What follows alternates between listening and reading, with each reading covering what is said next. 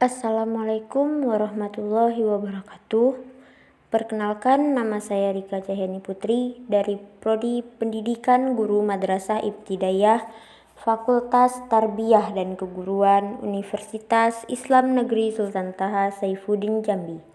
Di sini saya akan membahas sedikit tentang Pancasila sebagai sistem filsafat.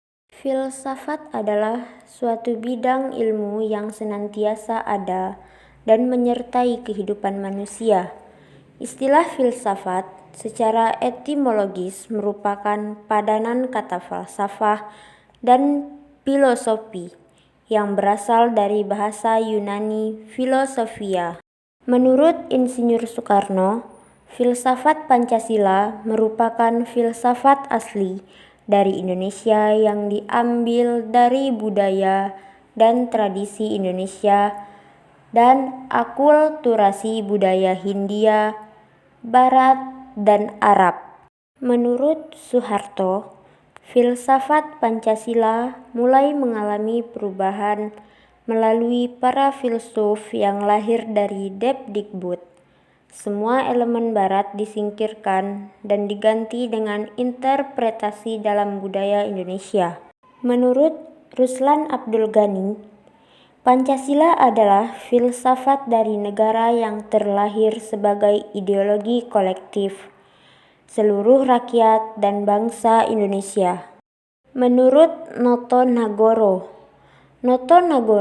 mengatakan bahwa filsafat Pancasila memberikan pengetahuan dan pengertian ilmiah mengenai hakikat Pancasila.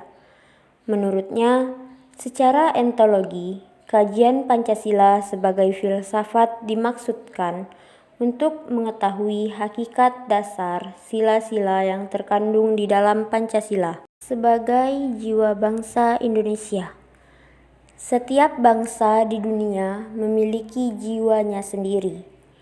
Hal ini disebut dengan istilah Volksgeist yang berarti jiwa bangsa atau jiwa rakyat. Pancasila adalah jiwa yang telah memainkan peranan penting dalam kehidupan sebagai kepribadian bangsa Indonesia. Filsafat Pancasila berfungsi sebagai kepribadian dan ciri khas bangsa Indonesia serta menjadi ciri pembeda di antara bangsa lain di dunia. Sebagai sumber dari semua sumber hukum, Indonesia adalah negara hukum. Fungsi filsafat Pancasila merupakan sumber dari seluruh sumber daya hukum di Indonesia. Pancasila berfungsi sebagai nilai dasar dan hukum adalah nilai instrumental atau keterangan tentang sila Pancasila. Sebagai pandangan hidup bangsa Indonesia, Pancasila merupakan pedoman dan instruksi dalam kehidupan sehari-hari. Menjadi falsafah hidup bangsa. Filsafat Pancasila memiliki fungsi kesatuan bangsa. Pancasila mengandung nilai kepribadian yang paling tepat dan sesuai dengan bangsa Indonesia sebagai dasar negara. Filsafat Pancasila berfungsi sebagai dasar untuk mengatur pemerintahan atau penyelenggaraan negara. Segala sesuatu yang ada dalam kehidupan bangsa Indonesia, baik rakyat, pemerintah, wilayah maupun aspek negara lainnya, harus didasarkan pada Pancasila. Memberi hakikat kehidupan bernegara.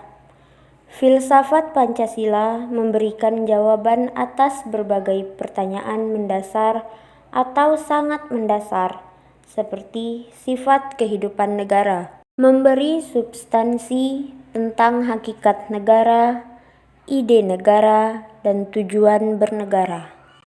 Dengan filsafat Pancasila, kita dapat menemukan kebenaran yang penting tentang sifat negara, gagasan negara, dan tujuan negara Indonesia. Menjadi perangkat ilmu kenegaraan. Fungsi filsafat Pancasila yang terakhir adalah sebagai perangkat ilmu pengetahuan yang berbeda, khususnya ilmu pengetahuan yang berkaitan dengan kehidupan negara. Tujuan filsafat Pancasila: 1.